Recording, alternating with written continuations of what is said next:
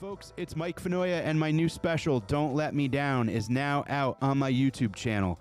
Very excited to bring it to you. It's been a long time in the waiting, and it's finally here. So head on over to the YouTube channel. That's youtube.com/@MikeFanoia, MikeFinoia, and click subscribe and watch that special and leave me a comment. Let me know you heard about it here. What's up? Welcome back to another episode of Dented Cans. I'm your host, Mike Fanoia. Thank you guys for joining. If you are enjoying the podcast, please rate and review and subscribe and share and like. It goes a long way. You can watch the episodes at youtube.com/@MikeFinoia, MikeFinoia, and listen wherever you get your podcast. And join the Patreon if you want to support. And we're building a little community over there. Also, would love to thank our sponsor, Sunset Lake CBD. As always, the great Sunset Lake. They're high-quality, farm-crafted CBD from Burlington, Vermont. They're coming out with a whole line of great new products, everybody. You should head over to sunsetlakecbd.com and check out what they have. I recommend the gummies, the Good Vibe gummies, the Sleep gummies. I really love the salve with the arnica. The dog CBD is incredible to die for, I believe. And if you use promo code DENTED, DENTED, at checkout, you will get 20% off of your entire purchase. That's DENTED at checkout for 20% off your entire purchase. Today on the podcast, I have my hilarious friend Liz Miele.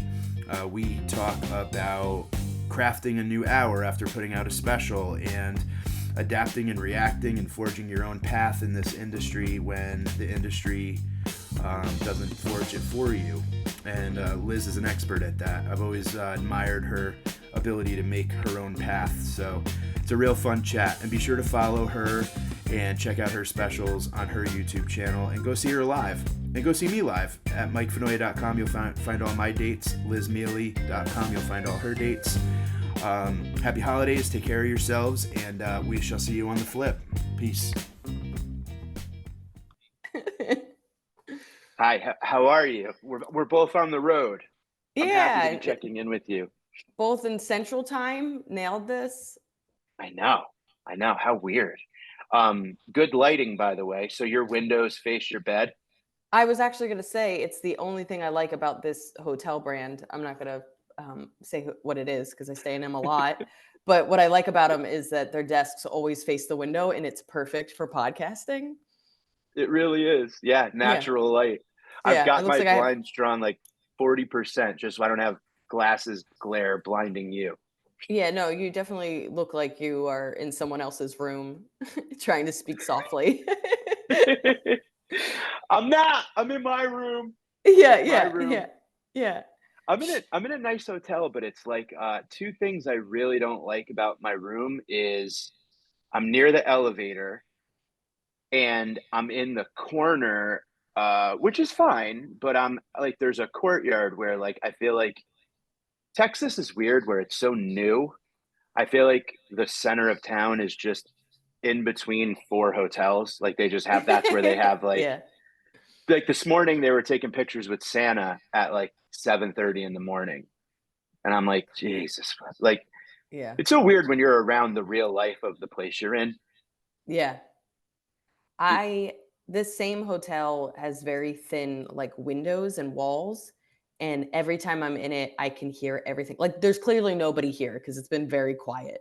But normally when it's hopping, I can hear everything. And I'm like, I can sleep for the most part. But I remember, I think it was in Texas. I think this was a year ago in Texas. There was clearly like a bachelor party next to me. They were up until like, and I'm coming home from doing 2 shows at like 1 a.m., but it was like until 5 a.m. It's like crazy. I can hear everything. They get up early, which is like, come on guys, take a rest. Like this is insane. So anyway, I go downstairs to get coffee. I get in the elevator. 6 guys get in the elevator with me. We all ride up to the 4th floor. We all exit the 4th floor. We all walk down the same hallway. I go to open my door. They go to open next to me. And 2 of the guys look at me and this guy just goes, "Oh man, I'm sorry." I was like, "Yeah, guys." But it was just like, I could tell you, I was just like, yeah, Jason is crazy. Like, it was just like, I knew everything about their social dynamic, because it's a nice hotel, but it's cheap. Like, it's just, You're like, I can't believe you guys did end up getting Taco Bell at 4 a.m. That was yeah, no, ridiculous. I was hoping you wouldn't. yeah, I'm proud of your planning skills. Just 6 men all on the same page. I was recently in I think Indianapolis, yeah, and there was a wedding going on at I was at a Westin, and there was a wedding going on, and the preparation for the bridal party was, I was sharing a wall with the bridal party, and I heard they had like Bravo or TLC or something just cranking, music cranking, people just reminiscing, laughing, crying, all the emotions Yeah. going on, like literally and I'm just laying in the room watching college football. Like, what is my life? Like, this is crazy. And then that's where the after party was after the wedding. So like, and it was like one of those like 6 a.m. flight out. So I lay down at 1:30 and try to go to sleep, or do I now just rough it and hopefully pass out on the plane? And I just lay there and listen to them party and like, oh my God, just cranking 80s tunes and like Bananarama and Bangles and all types of like, I felt like I was at a roller rink birthday party when I was like a little kid. You knock on the door, you're just like, hey man, I hope he loves you, because I hate you. Like, I genuinely, like, you have one man in the world that hates you. So I wanted to slide divorce papers under their door. Oh my God. Like, yo, I want to divorce myself from this fucking room right now. I did a festival maybe like a couple of months ago, and the guy next to me, it's like one of those things where like there's a door. The guy next to me just was watching Seinfeld all day, and it's like, it's that it's like it was like almost haunting, because like I'm trying to get ready, I'm trying to take a nap, like I'm trying to do all the stuff during the day, and he must have watched like 20 episodes. And I went to the point where when I got back to the hotel room that night and he was asleep, I was just like, I would do anything to drug this guy so he doesn't wake up the next day. Like, I was like, I don't know what your life is. Why are you I couldn't figure out if it was a comic, like clearly it's a festival, it's a comic, and he had nothing to do all that day, or if it was just somebody that's like depressed. Those are the only two options. Just watching Seinfeld. That's so funny that like that makes you hate comedy. Like, you're just like, I can't stand it. It was you're just so watching loud Seinfeld all night. And it's just like you know, that's the most, like, anybody could know what that sound is. Like, I could do a trivia show. There have been a couple times where I've gotten an Airbnb when I was doing like a long stint at like Vegas one time. I couldn't do it. I just couldn't stay in a hotel.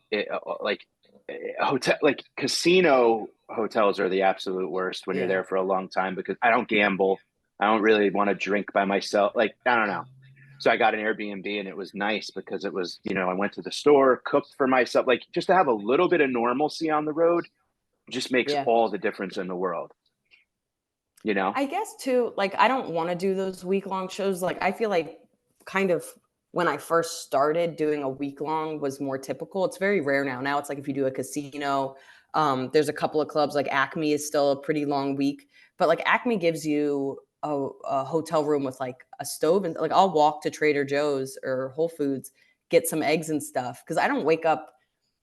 Hotel breakfasts make me really sad. And if I wake up early to have them and they are awful, I don't know, it just like ruins my day. I'd rather make like a meal for myself. And then I've become so tainted because I've toured in Europe, and like Scandinavian breakfasts are the best. Middle Eastern and Scandinavian breakfasts. Oh my God. Everybody's missing out. Continental American hotel breakfasts are trash. They have everything. It's like, first of all, I didn't know you could eat cheese for breakfast. Like, all the Swedish people, Norwegian people are like, yeah, we have cheese and fish for breakfast. And I was like, maybe that's why they're tall. I don't understand.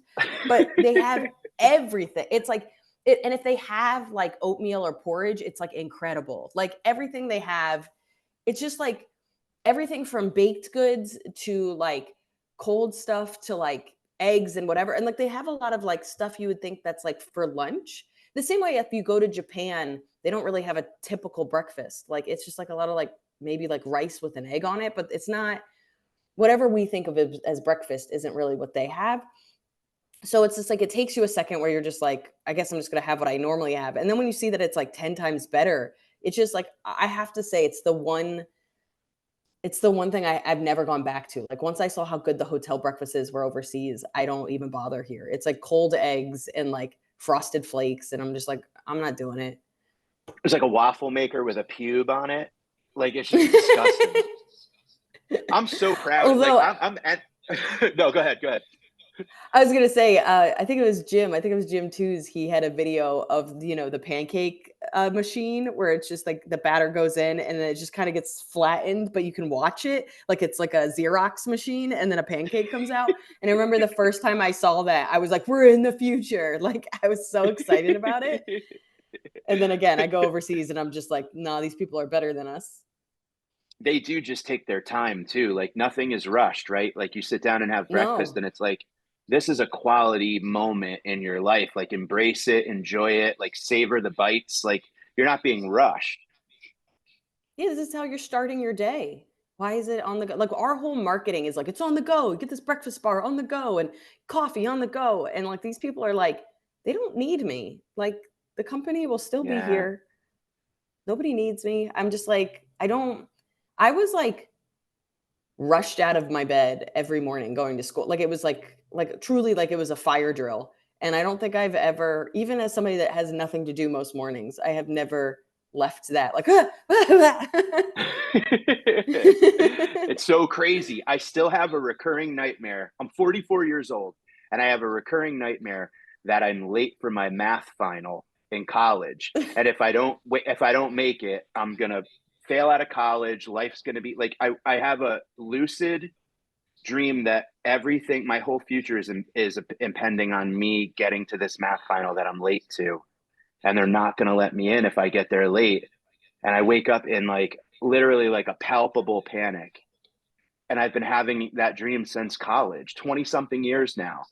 And it follows me through my whole life. And I'm like, what the fuck? Like I've had jobs that I've been late for and lost. And I don't dream about that. But it's something about that weird, like waking up and like, I'm going to ruin everything if I'm late. And I rush through everything. And I think it's like it's like a microcosm of like, I'm always rushing to get to like this next thing that isn't even fucking really there. You know what I mean? It's interesting. If I'm stressed, I have gymnastics competition nightmares. So it's the same kind of thing. Like there's this moment when I was like 9 or 10 that I was like maximum stressed apparently. And so if like I was about to do a taping the next day, I don't worry about like bombing. I worry about falling off the balance beam. So it's the same kind of like, I think everybody has that like when they knew people were counting on them. Yes. It's like, don't let us down. Like, don't let us down. Yeah. We paid so much for this education. What are you doing, Michael? Yeah, right. I know. Absolutely.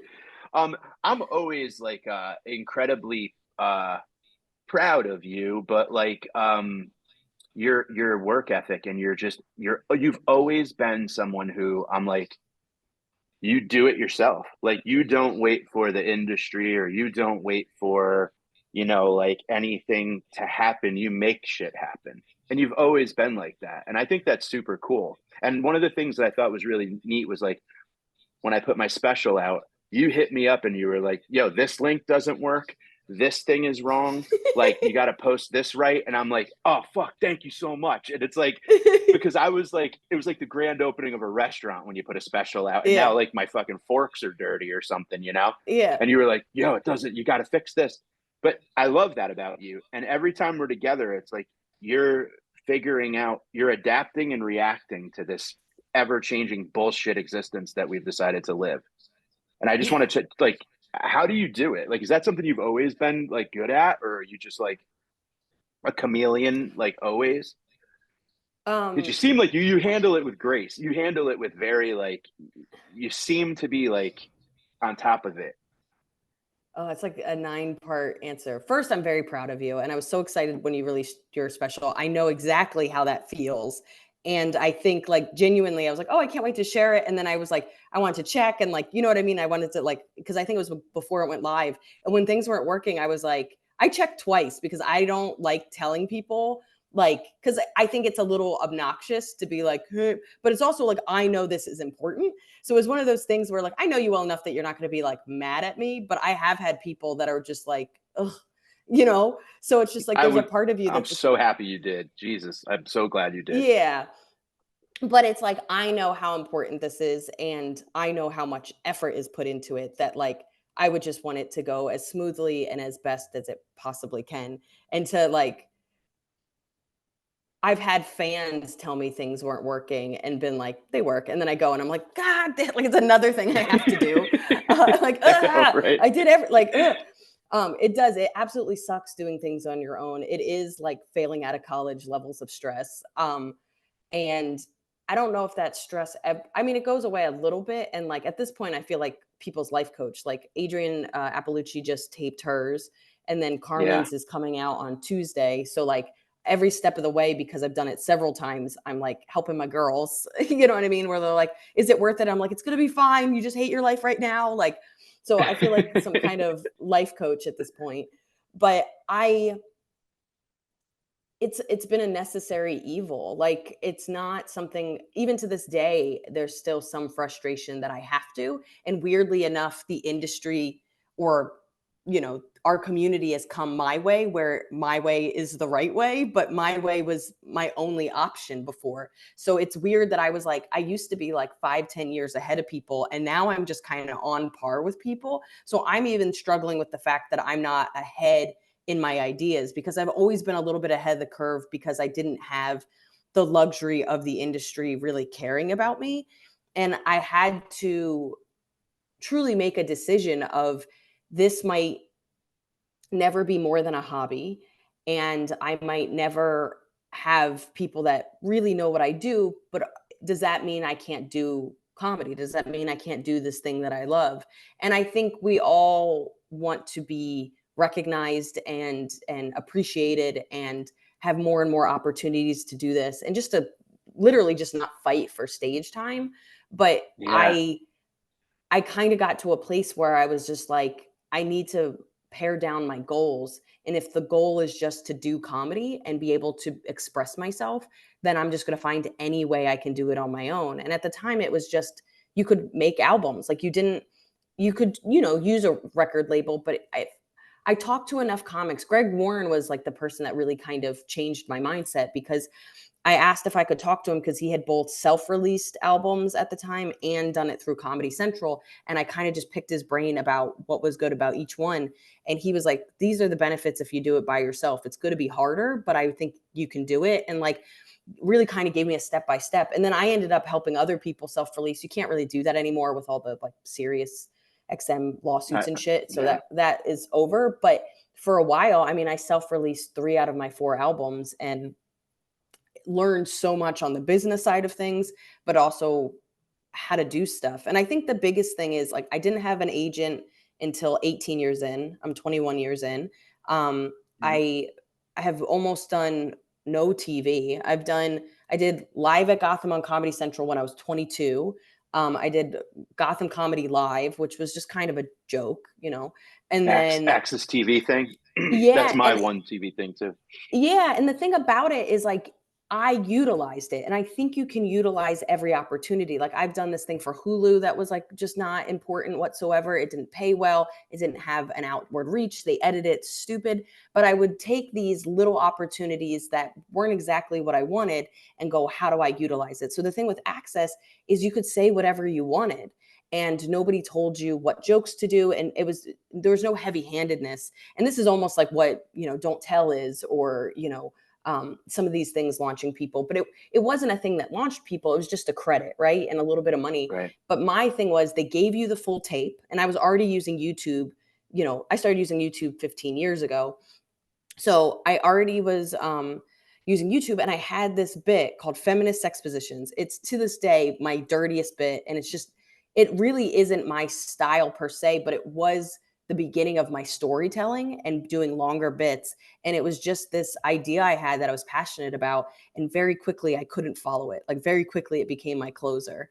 And I was never going to be able to do it on late night. And that was the big thing. I just wanted to be on late night. I was never going to be able to do it on late night. So I was like, oh, I'll do it on Access because I can just say these dirty things. And then I was going to take the video and I was going to put it online and I was going to try to make it go viral before that was like a thing that happened. Right. And it just was so random. And I remember the production company like coming up to me and being like, that was incredible. Like, I remember it was the first time in a long time in my career that like I had the best set of the night. That still to this day doesn't happen. You know what I mean? Like, I'm just not according to you. But yeah. I know what you mean. Yeah. But like, truly, I had the best set of the night. I accomplished exactly like they, you know, it's like a 7 or 5 minute set. And they're like, when do you want your light? We'll give you a minute light. I was like, I want a 4-minute light. And the guy was like, what? And I was like, I want a 4-minute light. And I did this 4-minute joke at the end and it just like, pshaw. And then I put it online and it went viral. Like, I ended up being in all these magazines and all these like blogs and shit, and like it was the first time people knew who I was. It was the first time I was getting multiple auditions, like things. And like, again, it was a moment in time and it pushed me up to a level, but you know, in your mind you're just like, I'm famous now. But it was the thing, it was one of the first times that I realized, and then I made an album with those jokes and that did well. But it was every goal I had, which is like, I just want to work and I just want to get, you know, people come out to see me and just make money doing this. Every time the goal was, I just want to do comedy and I'm not going to let anybody get in the way, my career went more forward. And I just started the same creativity I put towards my writing, I put towards the business side. And I like the business side. I was made to feel really like a loser in some ways for liking the business side. But I think that's old school comedians, which we all look up to.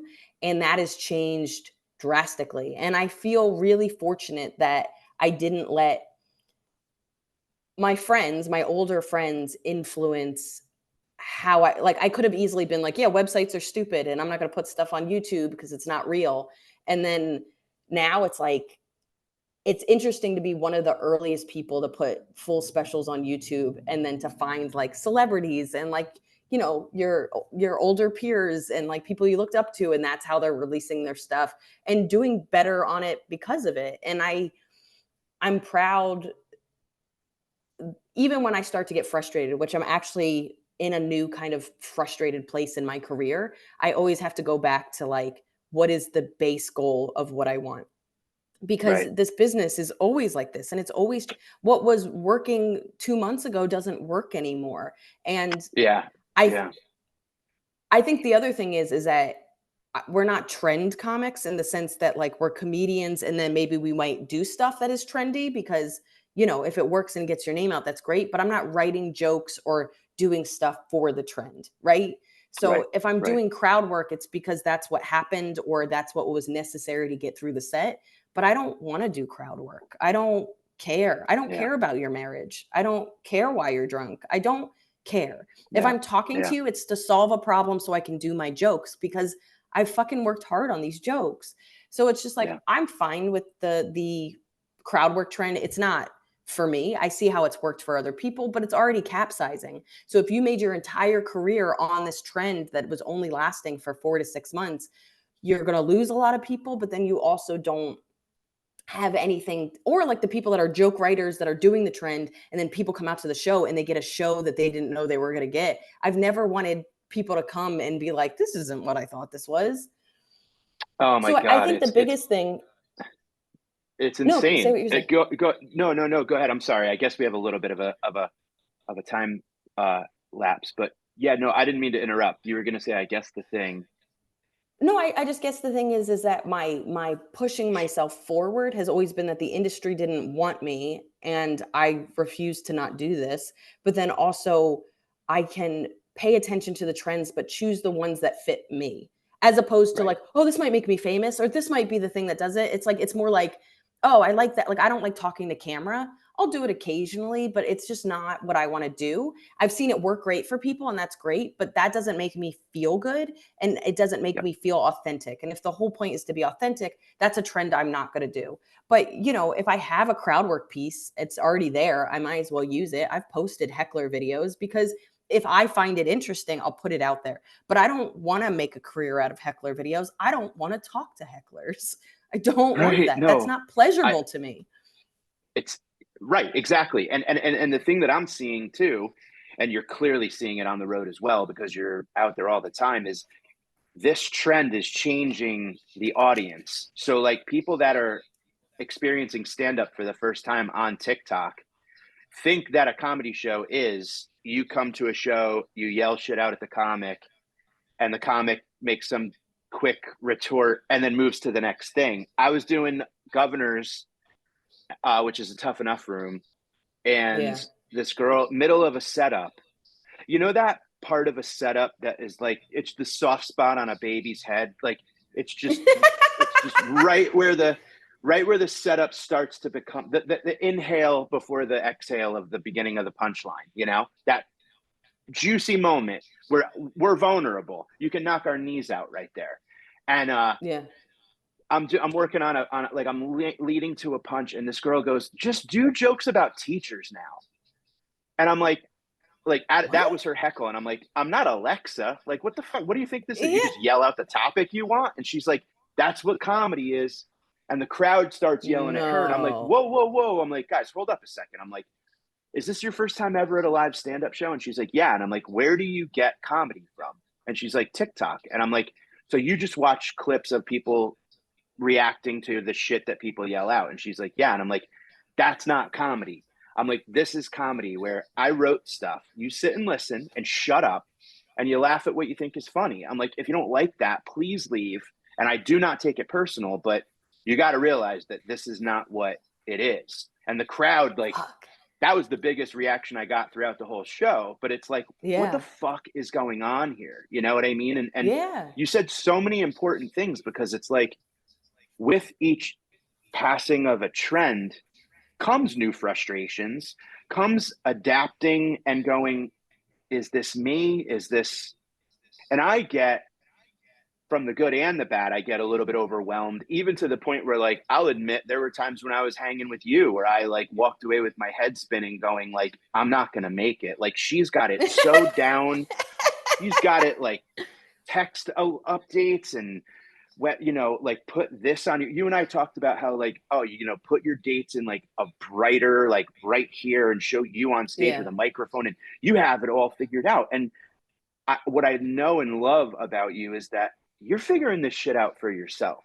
You're not paying someone $5-6 grand a month to do your socials. You're not like having somebody like do your stuff. Like you figured this out, and you've been utilizing all of it before we all kind of knew we had to, you know?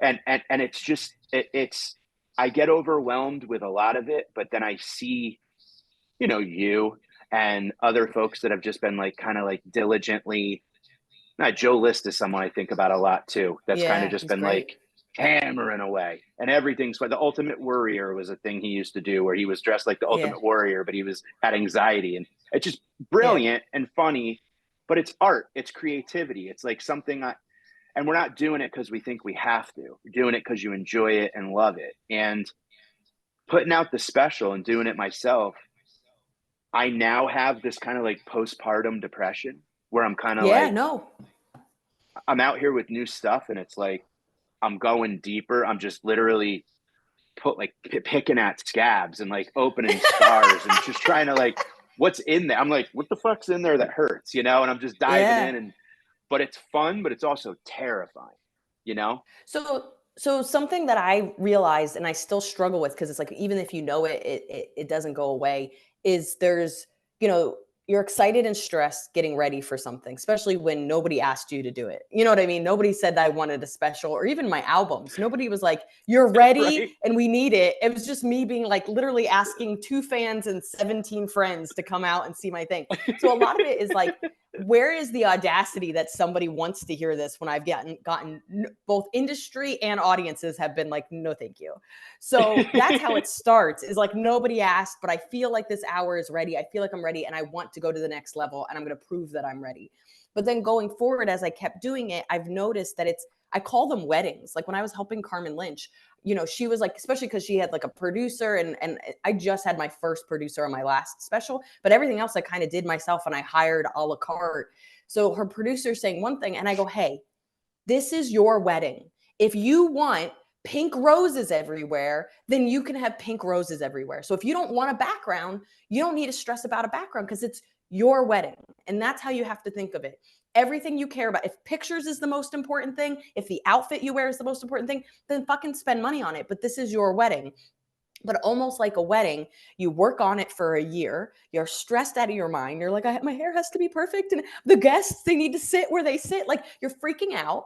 Then you do it. Everybody's like, you look beautiful. You're so funny. And you're like, thank you. Send me your pictures. Like, you know, and then like women, literally, they all talk about, like, literally after their honeymoon, they just sink into a depression. They're not working on anything anymore. Nobody's telling them they're funny and beautiful. Like, you literally are like, I put my heart and soul into this thing for a year and now I have nothing. And then you start editing it. And then you're just like, maybe I wasn't as pretty as I thought I was. And you're like, let's fix this. And then now you're promoting it. And then that's the whole stress. And then after people watch it and they're like, oh my God, you're so funny. You're like, thank you so much. And then after that, you go back into a depression and you're just like, what is this? Like, but I now know about it. I can prepare for it a little bit. I was talking to Mike Vecchione the other day because, you know, I was like, oh, you're working on new stuff since you're special and all that stuff. He goes, yeah, it's like, he's like, the starting over is the hardest part. I was like, what I've learned is now that I'm headlining, I always do 10 minutes of new stuff at the end. Always. So I'll do anywhere from 45 to 55 minutes. And then I go, hey, I have some new stuff. Can I try it out? And then I'll do brand new shit. And the thing is by the time I tape my special, I usually already have 20 minutes. So by the time it comes out, I usually have anywhere from 30 to 40. I have almost 45 minutes so that my special is probably not going to come out until February or March. I'll have a whole new hour. And this is the fastest I've done this. But it's because, and I got that from Tony Deo. Like, I was opening for Tony Deo 10 years ago. And he was like, hey, can I try some new stuff on you? And I remember talking to him in the car being like, why can you do that? He goes, they pay to see me. I can do whatever I want. And I was like, oh, like, you don't realize there's no rules. Like, even our contracts say you have to do 45 to 60 minutes, but nobody says I can't do new stuff. And I'm honest with them. I go, hey, everything you saw before had punchlines. These might not. Are you still okay with new stuff? And I can, like, I did a 10-minute story that with my boyfriend's permission, because it's 100% about him. But I was like, can I tell this story? And I told a story, and I literally said, I've never said this out loud. I don't even have an ending because it's still happening, but I'm going to see what it is. And it did amazing. It felt amazing. It did amazing. I listened to it in between shows. I worked on it again. I'm going to transcribe it and work on it. I had 10 people come up to me, both telling me they related to it and they can't wait until it's done. And you'll be surprised how many people like that part of it. And that's something that, like, I don't know if Tony got that from somebody else, but it's changed how I feel about the road. Because if I was just doing the same hour every night that I know works, it is scary to then finish an hour and go in like, oh no, I have to just find something else. But because I'm always constantly working on new stuff, by the time my hour's done, I usually have 15, 20 minutes to just switch over and start working on. And by the time it comes out, I don't feel naked. I don't feel scared. And I think I like making up my own rules because this is my career. And like I said, nobody cared about me. So nobody was watching me. And I think that's the thing that's given me the advantage is when you're not worried about the industry because they never cared about you, you just kind of do whatever you want. And it's like, you just feel like a little kid that's like, parents are like, just make sure you do your dishes. And you're like, okay, Yeah. Like, you're like, just make sure you make them laugh. We're like latchkey comics. Like, it's just like, there's Salisbury steak in the freezer. Just like, go ahead and eat. Yeah. We'll give you a little bit to eat, but you're not getting steak. We're not going to bring you to Disney.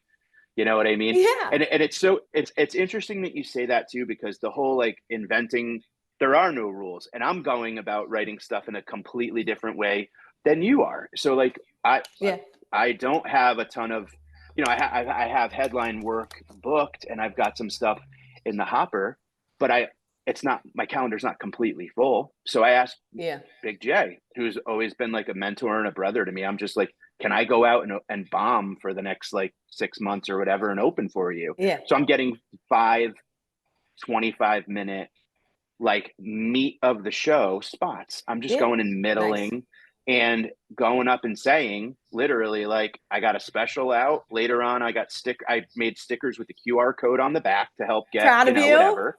I know. I thought you would like that. I've been dying to tell you. And it's got the artwork, and it goes right to the, link tree and the whole fucking So thing. proud. But yeah, a little bit of merch, which is new to me, and nice, Yeah. easy, just hats to go. But it gives me a reason to talk to people. Yeah. And I'm going and I'm doing so what I kind of like, I've trimmed the oldest of my hour that I just recorded. So the stuff that is still kind of exciting to me that I taped, I'll do if I need to, like if I'm drowning up there, you know what I mean? And like that's like my life vest or my closer or whatever, But I'm going and I'm doing like, longer stories, like setups where I just have no idea. I'm bringing notes up and I'm just talking, and like I'm trying to leave each weekend with at least like 5 to 7, 5 to 10 that I think is ready, or a couple new jokes, because like I'm trying to not be so set up, punch, tag, bang, set up, punch, because that's what a lot of my stuff is. So I'm almost like a thesis statement, right? Where it's like I have a topic and then I need three like supporting facts and then a conclusion. That's like kind of how I write like jokes or whatever. And I'm trying different shit. Like I'm just telling stories about like I'm trying to go as deep and embarrassing as possible and just leaving it there.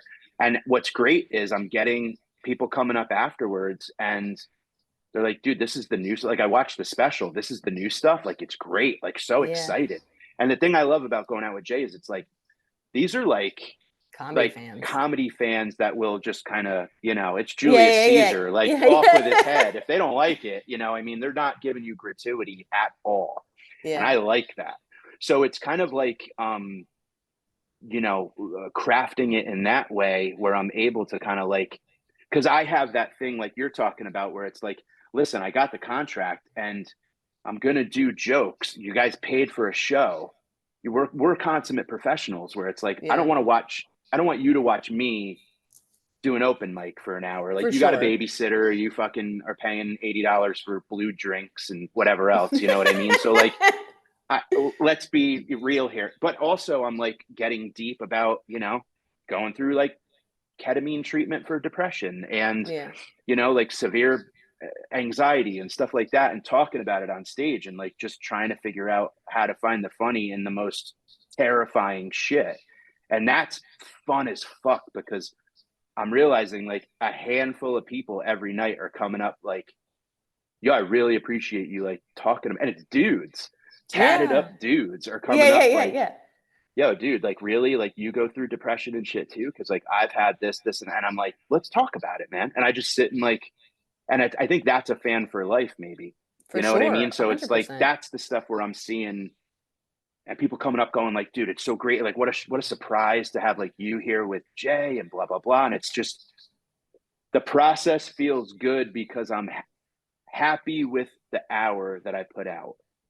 And I think it's a good representation of like that year's, whatever. But now it's like, I'm enjoying remembering how to swim in the deep end. You know what I mean? Like I'm relearning how to hold my breath underwater a little bit and stuff. And that's fun, But it's also that it's fucking scary. And you start to see our peers that don't do it anymore. So I think the crowdwork trend is a way to capitalize on what you've already done while not continuing to create, right? So you not only have content that you don't burn, but also it's not really a risk. You know what I mean? And then also we've seen people that put out great work and then they just stop because now they have people's attention. They don't want to let them down. But what I've kind of learned, and again, I'm not famous, I have some fans, but I've learned that people like you being honest. This is how I write it. Like when I went out and said, hey, I'm going to do this bit, and it's the story's not done yet. And I've never said this on stage, but it might be 5 minutes of not funny. It turned out to be a 10-minute story. They came up afterwards and they were like, this is the first time you've told it? I go, this is how it works. I literally had a couple of notes, like a couple of bullet points of what I thought I should get to and things that had happened, but I had no idea if it was relatable, how it was going to hit, what I was going to say. And so I kind of take like this story dump, and then I hear what gets work, I transcribe it, then I kind of edit a little bit, then I add what I think, move stuff around, then I try it again, see what worked and what didn't work. And you just keep doing that. It's like, You ever watch somebody make bread and they're like kneading it over and over and you're like, it's kneaded. Like you're done kneading. Why are we kneading 18 times? And you like, so Yep. it's like the same kind of thing where people are just like, I don't, it is, I was scared. So my boyfriend got a vasectomy and Okay. there's a 1% chance of complications. And that happened. And it was nuts. Like to the point where like, this is how I talk. And the guy on afterwards was like, hey, you said nuts 3 times, but you didn't tie it in. I was like, oh, that's just how I talk. And I actually have to stop saying it's nuts because of it's a euphemism. But it was nuts. Wild. It's been a while. It's been like the craziest. It happened 3 weeks ago and it's been wild. And he's still healing and it's still like fucking nuts. But oh my God, is he okay? He's doing okay. But basically it scares the shit out of me, dude. Well, that's the thing is it's like he talked to comics in green rooms and they're like, dude, it's not a bit like Mick Thomas was like, it's not a big deal. Your nuts hurt for like a day. It's fine. He talked to all of his guy friends and then they must have hit a blood vessel and he ended up getting scrotal hematoma. Yeah. And what the fuck is that? It blew up 4 sizes. Yeah. It's like, yeah. His yeah. nuts. Yeah. Like he had like a whoopee cushion bag for a little while. He couldn't walk. Like it was crazy. It was crazy. Oh my God. And keep in mind, we've been together for 5 months. He did this like a month ago. So 4 months into our relationship, I took the day off and like I was joking on stage, like I took the day off as like a ha ha ha, but I don't work. And the next thing you know, I was there for 5 days, like making sure he was okay. Cause it was like we went to the doctor twice. We went to the emergency room. I was in Connecticut with like Nathan McIntosh and like Tom Cassidy and stuff. And Phil Provencio was taking pictures and he saw like jokes that I was doing about him. He's like, oh, tell me about this dude. And then I was like, oh, he's calling. And I had him on speakerphone. They're talking to him. And then I was like, oh, like, let me tell. And he's like, hey, we have to go to the emergency room when you get back. And I was like, okay. Like, I was like, oh God. Whoa. So like that, it was great. Like, I mean, it's been a bonding experience. His parents love me. His parents love me. I can only imagine. but it like, and I asked him, I go, hey, can I talk about this on stage? If there's anything you don't like, because even his parents were the first ones to be like, is Liz going to write about this? And I was like, not without his permission, because it's his balls. But I told him last night, I was like, it went really well. And he goes, oh, what parts did you tell? Like, and then he even reminded me of something that I thought was the funniest. He's like, oh, did you do, that blah, blah, blah email? And I was like, no. And I was like, oh, this is so exciting. But it's like, I think a part of me is like, I was so scared to even talk about it. Because I want to honor, like, I don't want to, at no point do I ever want to make fun of anybody other than myself. But yes. I also don't want to scare people and men from getting vasectomies. Like, I think it's so rare that it would happen. It's so important for like women. You know what I mean? Like, I'm very honest with men. I haven't been on birth control in over 10 years. I'll never go back on it. You don't want to date me on birth control. My personality is not great off it. Like it's definitely not better with more hormones. So I've always been very open, but I don't want kids. He doesn't want kids. And when he decided to do it, I was like, oh, this is great. But I told him like 4 different people came up to me and was like, oh, I don't know if it was the same complications, but my boyfriend had these complications or my brother had a hard go of it. He's like, I don't think it was the same. And it opens up this dialogue of like, you should know everything and you should be prepared. And like, literally we found out what it was from Googling it. And the first thing that comes up is scrotal hematoma in dogs.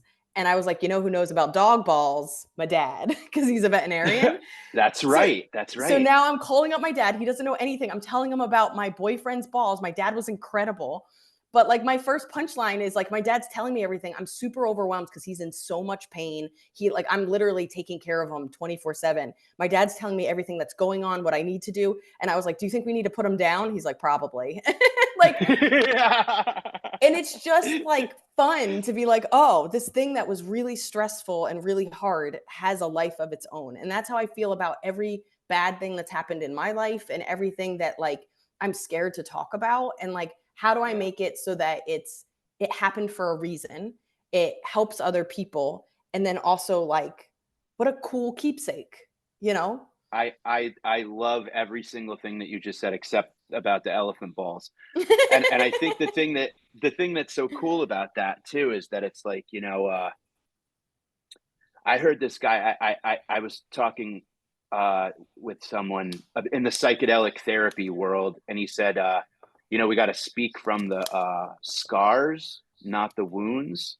So you kind of like let stuff heal, and then you have a better perspective back out. And I thought about that a lot, and it's like I think we're all in need of that right now, and that cream is rising to the top when it comes to like, if people are going to come and sit, it's easy to not come out and sit and watch a show. So if people are there and you give them some of you, they latch on, they sit up, they're paying attention. Like and then when you're doing it where you're talking about you and you don't want to hurt people, and I'm the same way, you know what I mean? Like I'll joke about anything, but it's only at my expense, and I don't want to, there's no generalizing, there's no whatever, but like to talk about a period of depression and a period of anxiety, and the story that you're telling, it reminds me of one that I'm trying to tell on stage, where like when I would get ketamine therapy for depression, on a good treatment, I would have a moment during the experience where I go like, I'm okay to die now. Like I'm literally all right with death. Like I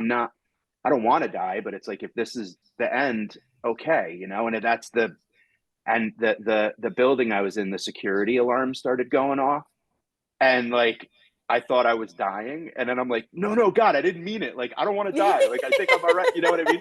And I looked, and like, I'm all trippy, and the doctors are going like they have masks on, and they're like making all these hand signals and shit. And I'm like, fuck, am I dying? Did I just will myself to death? Yeah. And it was such a terrifying thing, but it was so real, and it's so hard to paint that picture. But it's like, even just talking about it a little bit, the folks that are paying attention, who again, fans for life, I think, will come up and be like, yo, did that really happen? That thing with like, when you thought you were going to die? And I'm like, yeah. And I'm like, they're like, that's the first time you told it. That's really awesome. And it's like, oh, fuck. Like that's the stuff that like in the river of thought that we constantly have, that current, that gets stuck in the rocks. Like that's a tacky thought that I can't not think about. So it's like, I need to pay attention to that.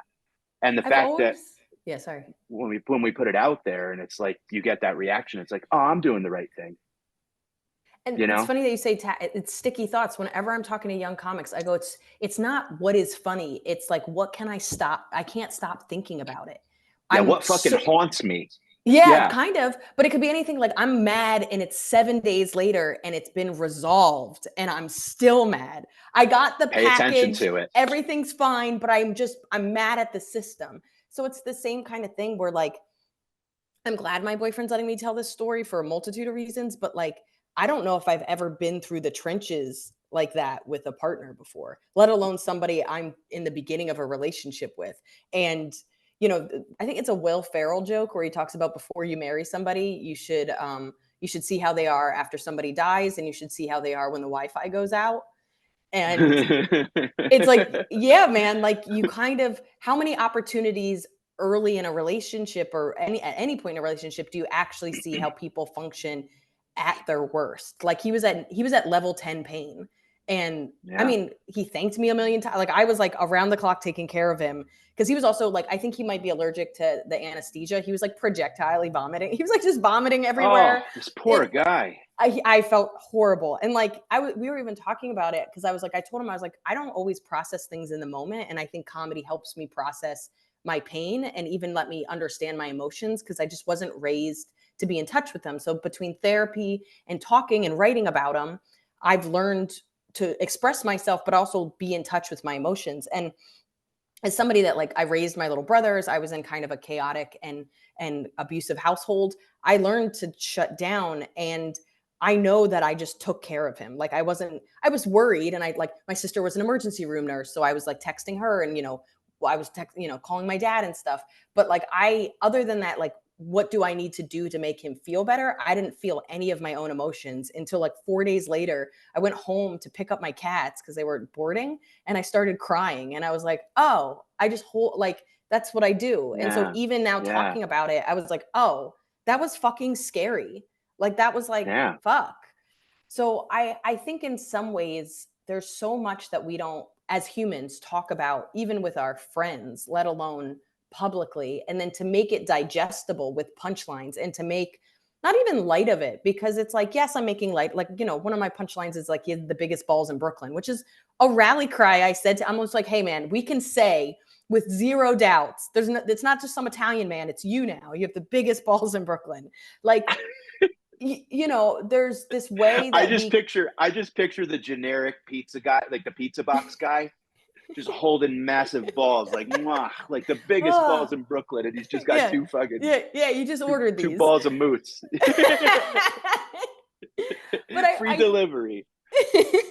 But I think there's something about not even just talking about it, because there's storytelling shows and there's documentaries and there's all this stuff, but like, you know, you look at something like The Daily Show and you look at something like you know, even like what was it Jerome Carmichael? What's Carmichael's first name? Carmichael. Gerard. Like his where he yeah. just kind of came out and like it was funny, it was authentic. It's like you kind of are in this swirl and you're just like, oh, not only is this like brave, but like I know for a fact that he probably couldn't have digested this information in any other way.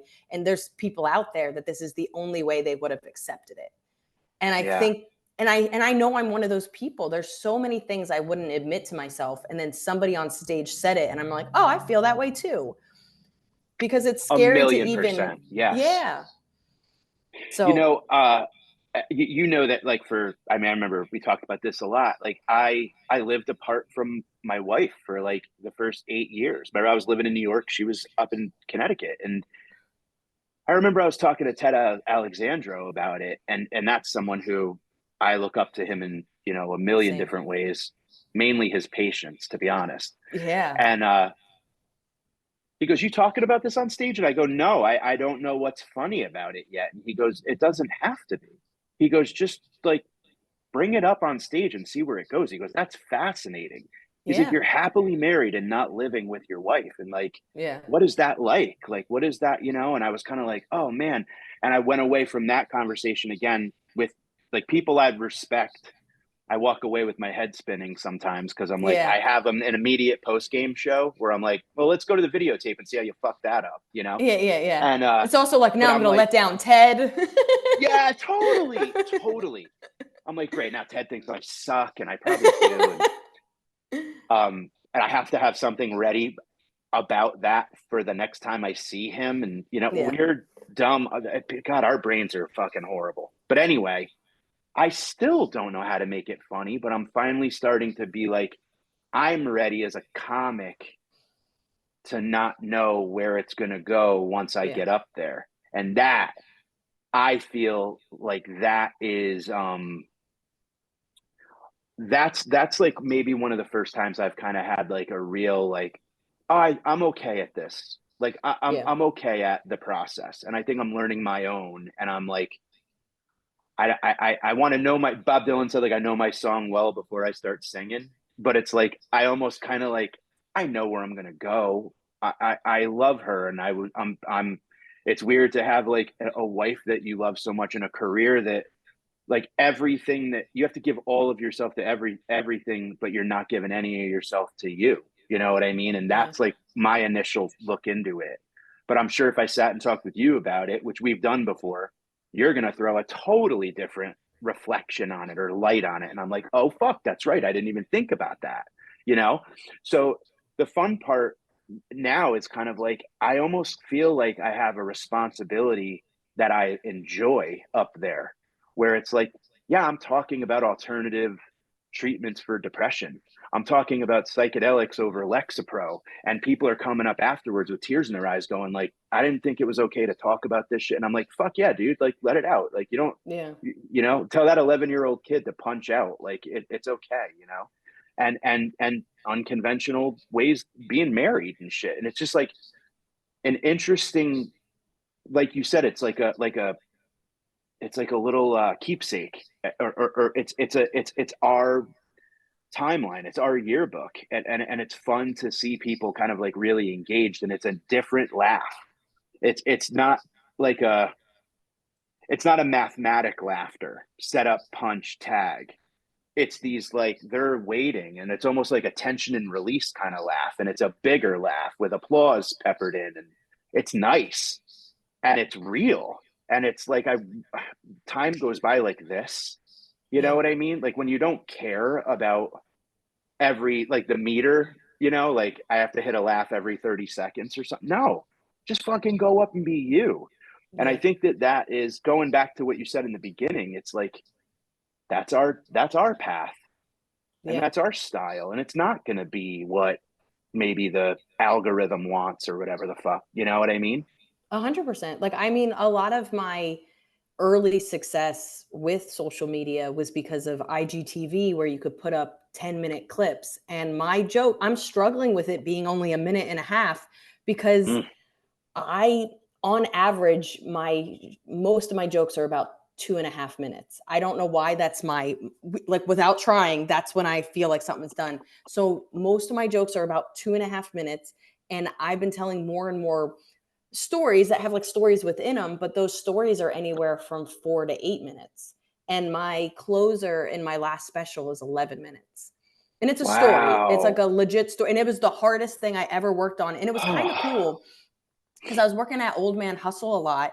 And the spots are 12 minutes.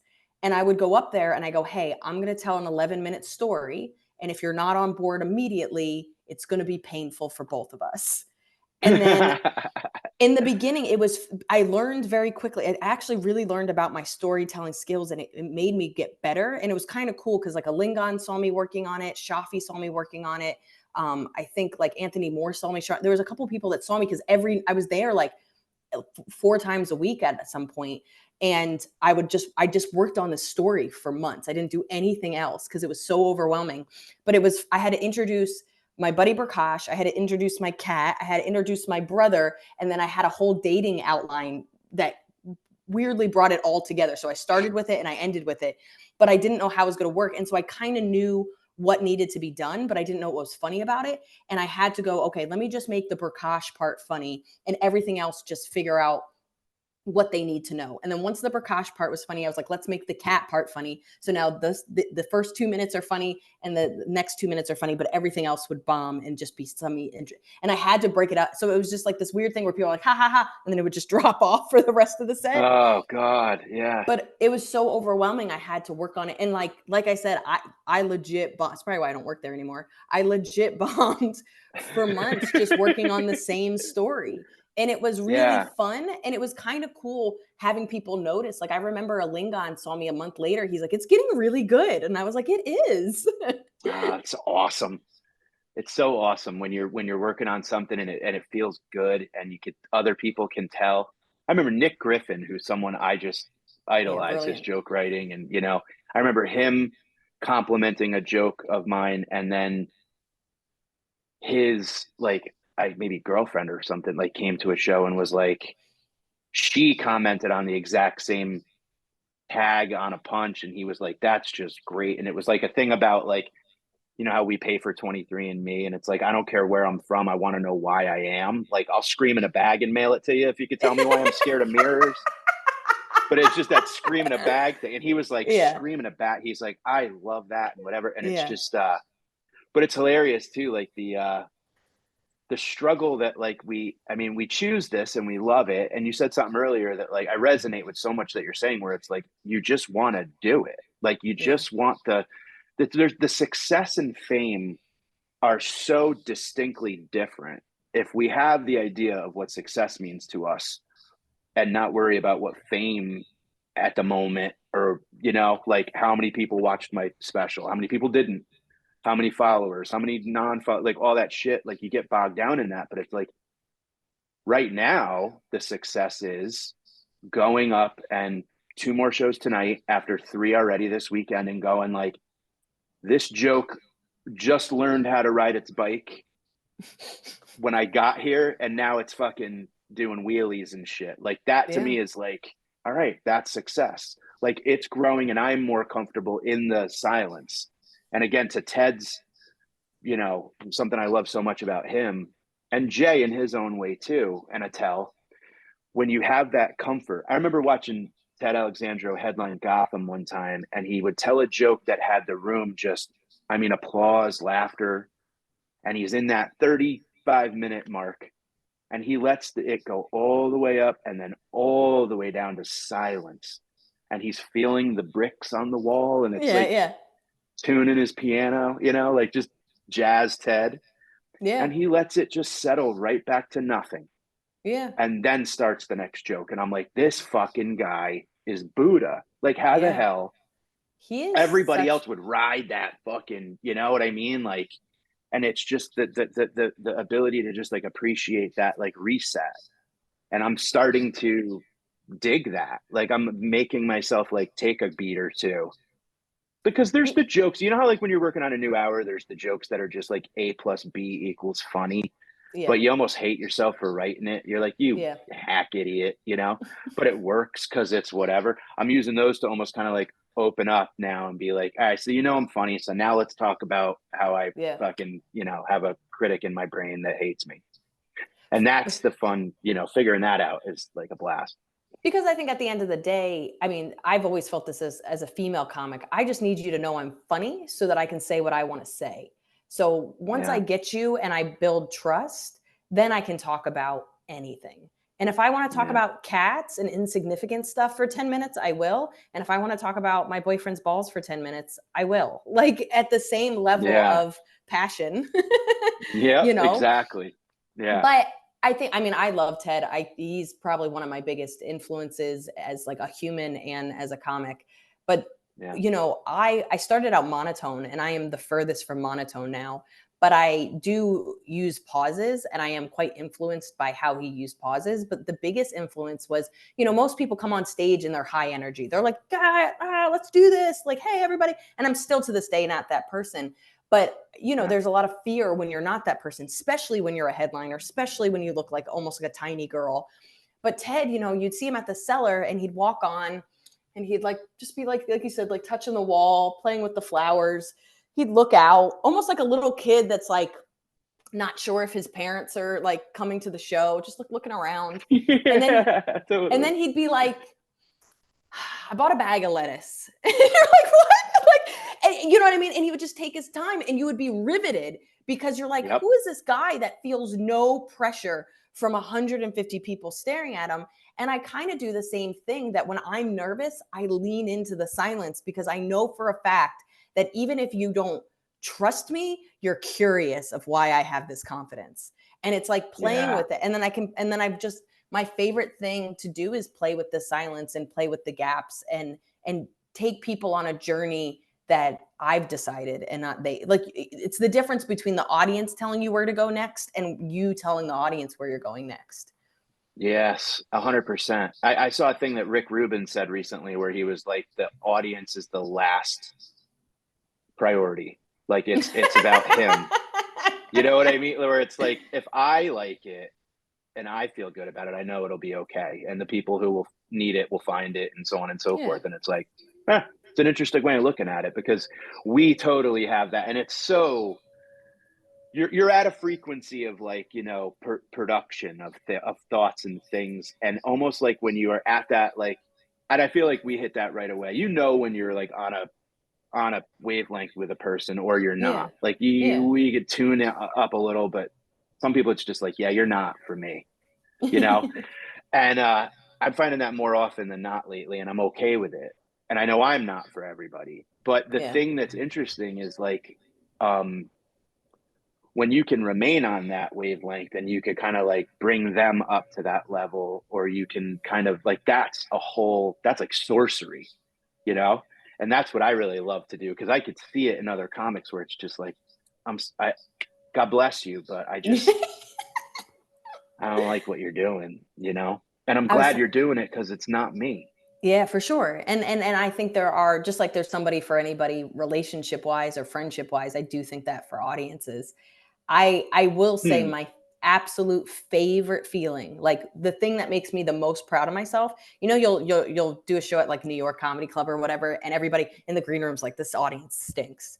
And it kind of relaxes me. I go, oh, good. Because there's nothing worse than where everybody's like, they're on fire. And I was like, I'll ruin that. But they'll come in, everybody will come in and be like, this audience stinks. I'll be like, good, then I can do whatever I want. And they're clearly just not a good audience. And I'll go in and I'll just 100% be myself and work on the stuff I'm working on. And I'll play with them, and I'll actually, almost like a stray cat that everybody ignored, I'll be like, they just need to take a shower and get a little bit of food. I don't know if they suck. They just been mistreated, and I'm going to try to just treat them 10% better. And I'll raise it, and they'll start to be good. And I'll leave the room better than I found it. And that's the best, where I've taken a room. I love that. And even if I only made them 20% better, it's now like, no, there's a little life in them. Like, I really think if you give them a can of cat food, they'll be nice to you. Like, yeah. Look them in the eyes. Yeah. You know? Yeah. Acknowledge them. I love that too. And then you walk off and you go, they weren't that bad. And then you walk outside like, fucking clowns. You're just like da da da da da da. People, and that's the best too, is like everybody's like bombing, and then you get that big laugh, and then they can hear it. You look at the camera. The camera, and you're like, because they're watching from inside the green room. And everybody's like, how'd it go? And you're amazing. like, pretty good. They were tough, I mean, though. Yeah. I could have done better. Could have done worse, but follow that. Yeah, no, it's amazing, and you're awesome, and you'll be doing the new material show this week, so I'm excited to chat with you, and it's always fun. So listen, thank you, and that hour went by super quick, so you have to come back on, but tell all of the listeners and watchers where they can see and listen to and follow and all of that great stuff. Yeah, so I have 3 out of 4 of my hours are free on YouTube. So everything is Liz Miele on YouTube. Honestly, all my social media is Liz Miele, Miele. And my most recent special came out a year ago, but I should have a new special out hopefully early next year. And then all my tour dates are on my website. I love you. You're awesome. Yeah, I love you too, buddy. This was fun. This is a perfect hotel morning hang. Absolutely. Yes. I'm glad I'm not sleeping. Yeah. So thank you. And I'll see you Wednesday. This is I'm so excited. So chat soon.